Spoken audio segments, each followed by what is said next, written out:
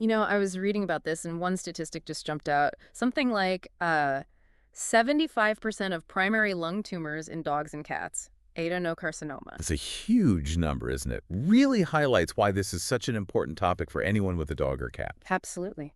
So that's our focus for this deep dive. Getting to grips with adenocarcinoma in the lungs. We're basing this on some solid medical overviews. Exactly. We've got the key information here. The idea isn't to turn you into vets overnight, obviously, but to give you a clear understanding. Right. We want to empower you with knowledge about, the signs, how it's diagnosed, treatment options, basically making sense of it all without getting bogged down in overly technical stuff. Making it accessible. So let's start with that big number, 75%. That tells us straight off this is a major player in lung cancer for pets. A really major one. And right away, the source material flags up the key things that predict the outcome. Things like the tumor grade, how nasty it looks microscopically. Okay, the great. And whether it's gotten into the lymph nodes, that's crucial. Plus, the actual clinical signs the animal is showing when diagnosed. So what they look like, how they're acting. Precisely. And we also need to remember these tumors can metastasize, spread to other parts of the body. Spread is always a worry with cancer. Always.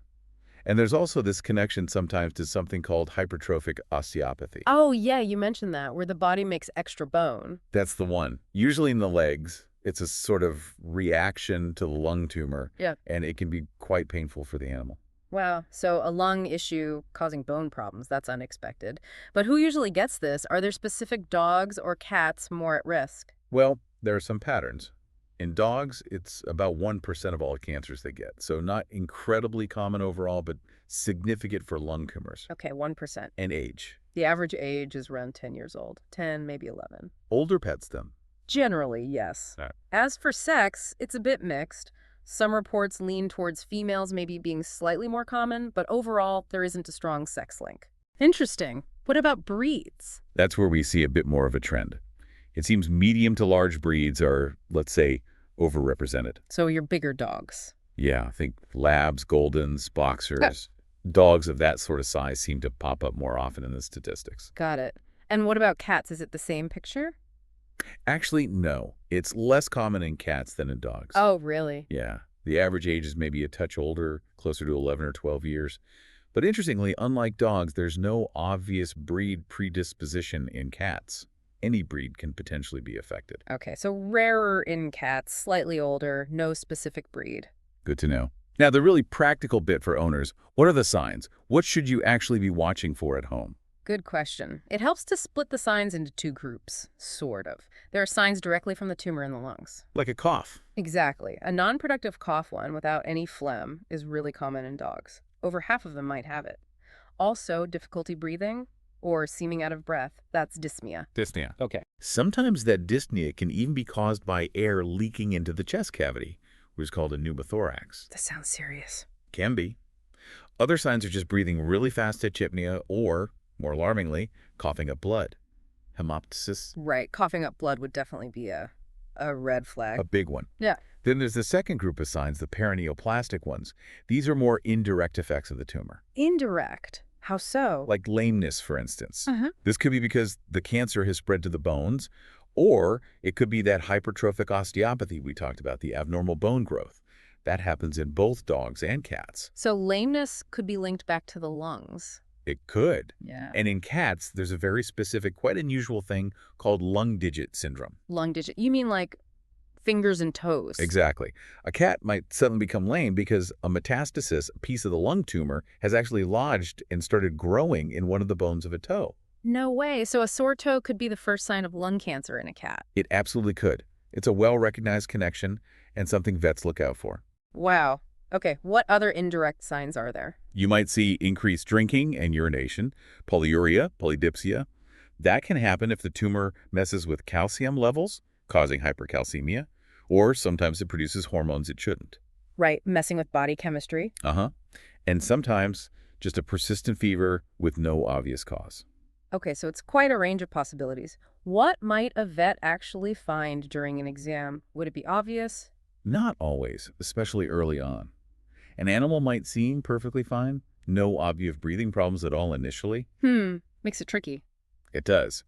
But as things progress, the vet might notice that fast breathing or labored breathing Maybe listen to the chest and hear abnormal sounds. They might detect a fever, see swelling in the limbs, find fluid in the abdomen that's ascites, or fluid around the lungs, which is pleural effusion. Pleural effusion, right. And in really advanced cases, you might see signs of something called caval syndrome, where the tumor impacts blood flow through the major veins. It sounds like the signs can be pretty vague sometimes or overlap with other conditions. They definitely can be. Which brings us to causes or risk factors. Is there anything known there? Yeah, good point. What makes this happen? Well, this is where it gets a bit murky. Our source mentions a potential link that's been debated living in an urban environment. Like city pollution? Possibly, yeah. But the evidence isn't conclusive. It's been suggested, looked into, but it's not like we can definitively say living in a city causes this. More research is needed there. So a potential factor, but not a proven cause. Okay. Okay. So if a vet suspects this, how do they actually nail the diagnosis? The core of diagnosis is getting cells or tissue from the suspected tumor. One common way is a fine needle aspirate, or FNA. Just using a thin needle. Exactly. Poking it into the mass, guided often by ultrasound or just based on x-rays, and drawing out some cells to look at under the microscope. And that's usually enough. It can strongly suggest adenocarcinoma, but for a truly definitive diagnosis, a tissue biopsy is often better. That means getting a slightly larger piece of tissue. How do they get that? It could be done percutaneously with a special biopsy needle, or sometimes through surgery, either removing the whole mass or taking a piece during surgery. Sometimes the final confirmation only comes after the whole lobe is removed. Right. And I imagine there are other lung problems that could look similar, things they need to rule out. Oh, absolutely. The list of differential diagnoses is quite long. Like what? Well, you've got things like fungal infections causing granulomas, or reactions to inhaled foreign objects, even parasitic lesions. Then there are lung abscesses. Infections, basically. Right. Or other kinds of lung tumors, not adenocarcinoma, but maybe squamous cell carcinoma or different types of sarcomas. And crucially, you have to consider metastatic cancer tumors that started somewhere else, like the spleen or bone, and spread to the lungs. That must be common, too. Very. You have more common things like pneumonia, maybe asthma, blood clots in the lung, pulmonary thromboembolism, even rare things like congenital cysts or twisted lung lobe. Wow, okay. So lots to consider. That really highlights why diagnosis isn't always straightforward. What about blood tests and imaging? Do they help sort things out? Standard blood work, CBC, biochemistry, and urine tests are usually, unremarkable. They don't typically point directly to adenocarcinoma. So not diagnostic on their own. Not usually, no. But they're vital for assessing the pet's overall health, checking organ function, especially before any anesthesia or treatment. Sometimes coagulation tests might be run too. Makes sense. What about looking inside? X-rays. Chest x-rays or radiographs are definitely a key starting point. Yeah. They very often show a solitary mass, like a distinct lump in the lung field. Just one lump. Often, yeah. And they're super important to remember. For those cats with the lung digit syndrome, you x-ray the chest to look for the primary lung tumor. Ah, right. To find the source. Exactly. Ultrasound can also be useful, especially for guiding those needle aspirates into a mass or for checking the abdomen for any signs of spread. But you mentioned CT scans earlier. Yes, CT is really considered the best tool, the gold standard for detail. Why is that? It gives a much, much clearer picture of the tumor's exact size, location, and importantly, its relationship to surrounding structures. This is crucial for deciding if surgery is even possible. Okay, surgical planning. And it's way better at assessing the nearby lymph nodes.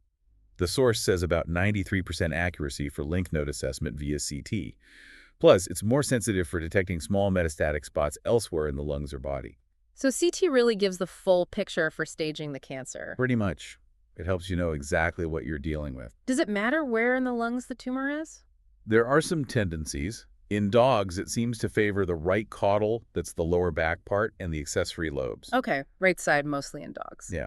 Whereas in cats, it's more commonly found in the left caudal lobe. Huh, interesting difference. Left side in cats. Yep. Just one of those little species variations. We talked about getting samples, fine needle aspirates, biopsies. Are there other specific procedures, like if there's fluid? Yes, if there's pleural effusion, that fluid buildup in the chest vents will often perform a thoracocentesis. Which is? Basically, putting a needle or catheter into the chest cavity to drain the fluid. That fluid can then be analyzed, looking for cancer cells. That's cytology. Draining the fluid and checking it. Got it. And we mentioned the fine needle aspiration through the chest wall transthoracic FNA. That lines up pretty well with histopathology, the tissue biopsy results. Around 83% agreement, apparently. That's quite good. It is. For tissue biopsies, besides the needle core true cut method, there's open lung biopsy. That means actual surgery, either a full thoracotomy, opening the chest, or sometimes minimally invasive thoracoscopy. Using cameras in small holes. Exactly. Less invasive, potentially quicker recovery. Okay. So once they have the tissue, the pathologist looks at it. What are they seeing that confirms it's adenocarcinoma? What are those key pathologic findings? They classify it based on where it seems to have started within the lung structure, like the larger airways, Yeah. smaller airways, bronchiolar, or the tiny air sacs, alveolar. Okay, the origin point. And they grade it based on differentiation. Yeah. That's how much the cancer cells still resemble normal lung cells. Poorly differentiated means they look very abnormal, and that usually signals more aggressive behavior. Less differentiated equals more aggressive. Common theme in cancer, right? Very much so. There's also a specific marker they might stain for, thyroid transcription factor 1, or TTF1. If that's positive, it strongly suggests the cancer started in the lung. It's primary, not metastatic from somewhere else. Helps distinguish primary from secondary. Useful. Very useful. And the source notes that feline cat tumors often tend to be less differentiated, which unfortunately lines up with them often being more aggressive clinically. Right, that fits with the prognosis being generally tougher for cats. Okay, so we have the diagnosis. Let's talk treatment. What's the main approach? Surgery. That's really the cornerstone of treatment for localized lung adenocarcinoma. Just cut it out. Essentially, yes.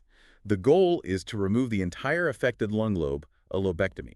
Sometimes just part of the lobe if the tumor is small and peripheral. And crucially, they usually biopsy or remove the nearby lymph nodes at the same time. To check for spread. Exactly. To stage it accurately and help determine prognosis and if further treatment like chemo is needed. And is it always major open chest surgery? Traditionally, yes, via thoracotomy. But as we mentioned, at specialized centers, thoracoscopic, minimally invasive removal is becoming more available. It generally means less postoperative pain and morbidity. That's a great option if available. What about other treatments besides surgery? Radiation? Chemo? Radiation therapy. Well, the evidence is mostly anecdotal, case reports and such, but it suggests there might be some benefit for certain patients, perhaps for tumors that can't be fully removed or for palliative care. So not standard, but an option sometimes. What about chemotherapy? Chemo is definitely considered, usually after surgery.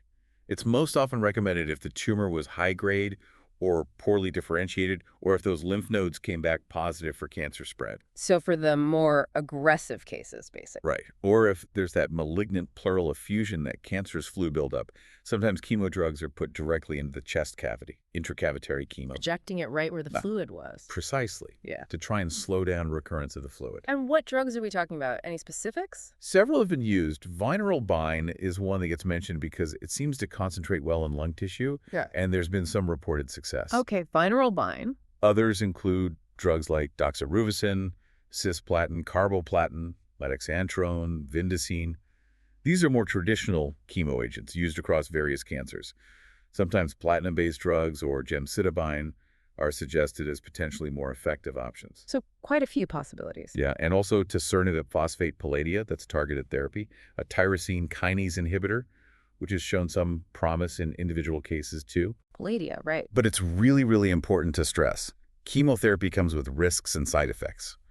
It needs careful planning and monitoring by a vet experienced in oncology. Absolutely. Any specific big warnings with those drugs? Definitely. Doxorubicin, for example, can have potential heart toxicity, so careful screening and monitoring are needed. And cisplatin, huge caution there. Why is that? It's extremely toxic. To cats, can be fatal, so it's contraindicated, never used in cats. And in dogs, it can damage the kidneys, so it needs very careful use, usually with lots of IV fluids, and you wouldn't use it if there's pre-existing kidney disease. Wow. Okay. Cisplatin, no-go for cats, super careful in dogs, critical points. After treatment, surgery, maybe chemo. What's the follow-up like? Regular checkups are key.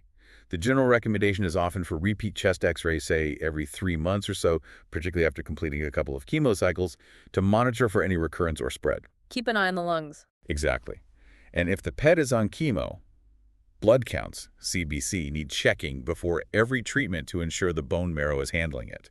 If using kidney-toxic drugs like cisplatin, kidney values in blood and urine tests are monitored closely too. Makes sense. Constant vigilance. What about Potential problems or complications along the way? Well, any chest surgery or even biopsy carries risks like pneumothorax, air leak, or hemothorax bleeding into the chest. And chemotherapy, as we said, has side effects. Like, The most common is myelosuppression, lowering of blood cell counts, especially white blood cells, which increases infection risk. That can lead to fever or even sepsis. Nausea, vomiting, appetite loss can also happen. right, the usual chemo side effects. So the million-dollar question, what's the expected course? The prognosis. This is where those factors we mentioned earlier really come into play. The single biggest predictor, according to the source material, is whether those tracheobronchial lymph nodes are involved. The ones near the airways. Yes. If they're clear, the median survival time in dogs is around a year post-surgery. But if they contain cancer cells, it drops dramatically, down to maybe only 60 days or so. Wow, that's a huge difference. It really is. And unfortunately, lymph node metastasis is more common in cats, found in perhaps 75% of feline cases. Yeah. This contributes to their generally poorer overall prognosis. So average survival is generally shorter in cats. Yes, post-surgery averages are often cited around maybe 4 months for cats, compared to that year for dogs. But, and this is important, Yes. if an animal has multiple positive prognostic factors, survival can be much better, maybe closer to 2 years potentially, for both species. Okay, so what are those good signs? The positive factors. Complete surgical excision is huge, getting it all out with clean margins. Smaller primary tumor size helps under 5 centimeters, seems to be a commonly cited benchmark for better outlook. Smaller is better. Makes sense. Obviously, no detectable metastasis anywhere else in diagnosis. Better differentiation of the tumor cells, meaning they look more like normal cells. Less aggressive looking. Exactly. And interestingly, if the animal had no clinical signs before surgery, if the tumor was found incidentally, say on x-rays, for something else that also tends to correlate with a better prognosis. Found it before it caused problems. Right. So early detection, complete removal, less aggressive type, no spread. Those are the keys to a better outcome. That sums it up pretty well. This has been incredibly informative, a lot to take in, but really clearly explained. If we had to boil it down, what are the absolute key takeaways for listeners about lung adenocarcinoma? I'd say, remember, it's the most common primary lung tumor type. Watch for the signs, the obvious cough or breathing issues, but also the weird stuff like lameness, especially the lung digit thing in cats. Don't ignore a sore toe in a cat. Definitely not without considering the lungs. Know that imaging, especially CT, is crucial for proper diagnosis and planning. And understand that surgery is the main treatment, often followed by chemo for tougher cases.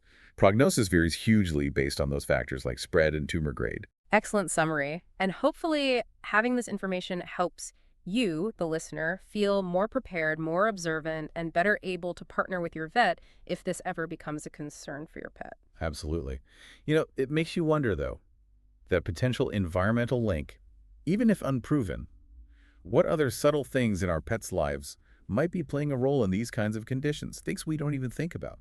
That's a really thought-provoking question. What are those hidden influences? And looking forward, with surgery getting more advanced and new chemo drugs, what breakthroughs might really shift the needle on prognosis down the line? Lots to think about.